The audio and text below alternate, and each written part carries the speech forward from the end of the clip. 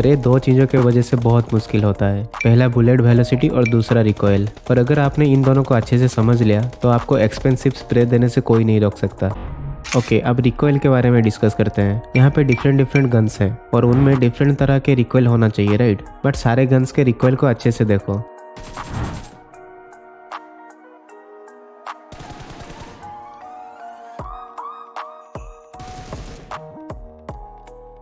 इन सारे गन्स के जो फर्स्ट 5 बुलेट्स हैं उनका हॉराइजॉन्टल रिकॉइल बिल्कुल भी नहीं है, बट उसके ऊपर जितने भी बुलेट्स हैं उनमें टोटली रैंडम हॉराइजॉन्टल रिकॉइल है। तो इस चीज़ का आपको फ़ायदा उठाना है मिड एंड लॉन्ग रेंज में। बर्स्ट फायर तो कई बार सुना होगा आपने, लेकिन क्या आपको पता था कि ये इस रिकॉइल पैटर्न की वजह से इतना पावरफुल होता है? देखो, 5th बुलेट के बाद हॉराइजॉन्टल रिकॉइल कम्प्लीटली रैंडम होता है, तो आपको ये हमेशा ट्राई करना है कि 5th बुलेट फायर होने के अंदर एनिमी को नॉकआउट कर दो, mid range and long range के अंदर। और अगर आप 5th बुलेट तक फायर करके नॉकआउट नहीं कर पाए तो जितना जल्दी हो सके फायर को स्टॉप करके फिर से फायर करना स्टार्ट कर दो, क्योंकि उससे रिकॉइल पैटर्न रीसेट हो जाता है। अभी भी एक और प्रॉब्लम है, देखो जो first bullet and second bullet होता है उनमें वर्टिकल रिकॉइल थोड़ा सा ज़्यादा होता है और वो डिस्टेंस के हिसाब से बढ़ता जाता है। इसीलिए मिड रेंज या फिर लॉन्ग रेंज में कभी भी हेड पे क्रशर रख के फायर नहीं करना चाहिए। जितना ज़्यादा डिस्टेंस रहेगा उतना ही एनिमी के कैरेक्टर के नीचे से फायर करना पड़ेगा, ताकि रिकॉइल की वजह से बुलेट मिस ना हो और आप 3 या फिर 5 गोली में ही नॉकआउट निकल सको। एक और चीज़, अच्छी स्प्रे के लिए आपके हिसाब से सबसे बेस्ट सेंसिटिविटी होना चाहिए, और उसके लिए एक डेडिकेटेड वीडियो है जो आपको एंड स्क्रीन में मिल जाएगा। ओके, आप सब ठीक है,